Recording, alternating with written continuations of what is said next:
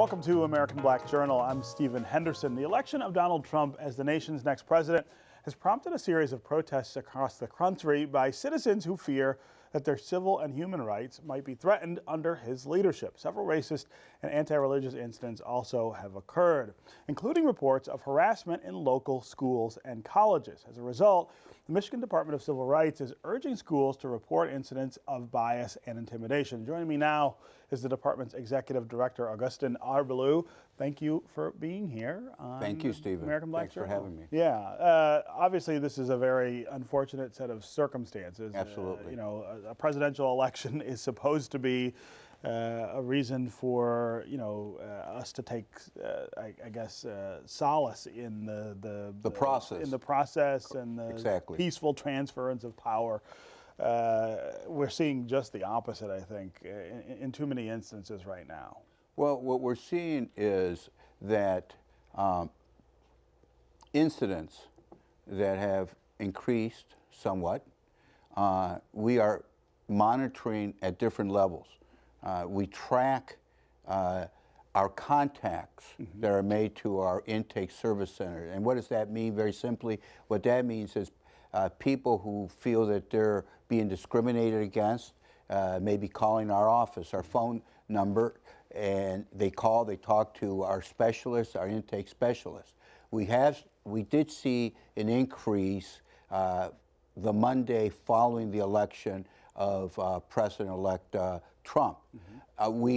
Compared to the previous Monday, we saw an increase. Then what we are we are monitoring, because it's difficult to totally track incidents around the state, right, through our community and public affairs outreach division, which that division is dealing with people in the field. They're dealing in the community settings, schools, companies, other organizations. What we have seen has been an increase in those kinds of incidents that have been taking place.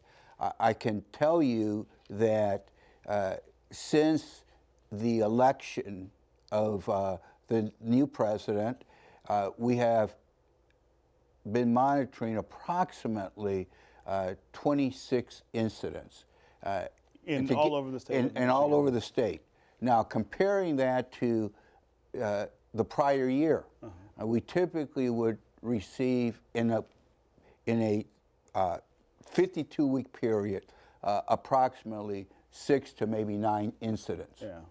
Taking place. So a lot more than that. I mean, there has been in a span of a week. Yeah, and talk about what these incidents look like. I mean, I imagine there's a range. Well, right? they are. What's interesting, and of course it's preliminary, what we're noticing has been two groups that are reporting incidents. One is the Latino Hispanic community, sure, and the other is the Arab American Muslim community are facing encounters. Yeah.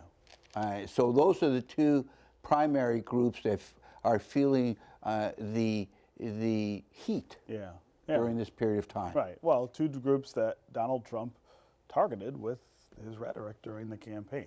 Well, you cannot deny that when there is talk about building the wall, that's a code for undocumented Latinos coming across the border. Sure. And then if you talk about terrorists and closing the doors, you're targeting Muslims, Arabs. Yeah, yeah. So those are definite code words, and that has created, I think, a sense of anxiety, uncertainty, and then in bold other fringes, yeah, to feel like they have the right to speak out, to encounter an individual, yeah, of Arab or Latino background and make certain comments, yeah, that might be derogatory. I mean, the gross unfairness here, of course, is that all of the people in these communities, whether they are terrorists or whether they are undocumented immigrants, wind up being at risk for this kind of backlash. The sort of indiscriminate nature of it is what I think people are fearing, that it's their identification in those groups that makes them the target. Well, I like to say this, and I like to say very strongly, that this country is built on a system of laws. We do not tolerate conduct that serves to harass, Sure. bully, result in destruction of property, intimidation. We will deal with that, and such conduct is not acceptable anywhere. Right. And the Michigan Department of Civil Rights, if a complaint is filed based on those claims, we will investigate fully. Yeah. But more importantly, what's needed, more importantly, and I have to say this, Stephen, we need to educate. We need to calm down, and we need to take a tempered view as to what's taking place. Yes, we realize that the elections were heated. The whole process was very heated, and there are feelings on both sides. But we have democratic values. This country is built on a strong foundation. Yeah. What are some of the things that you can do at the Michigan Department of Civil Rights to try to combat this? Well, we've done a number of things. One is we've partnered with the Michigan Department of Education in issuing a joint letter that has gone out to all the schools, the media. That's very importantly condemning intolerable conduct in the schools, asking the schools, number one, to review their harassment, anti-bullying policy. They want to be proactive. Right. Two, we are asking them, the principals, the superintendents, to watch for their school attendance, to watch the behavior of students, and to also monitor social media, outside events that are taking place. Students are very impressionable. They will follow what they may see. And so what we need at this point is to create a safe space, have some dialogue, and bring people from all sides to talk. And through dialogue, I think we can improve that process. The other thing that we're doing at the Michigan Department of Civil Rights has been promoting our Relentless Tour. Anthony Ayani, who's a former MSU player, has seen and talked before over 44,000 students in the past 12 months, talking about bullying, talking about inclusion.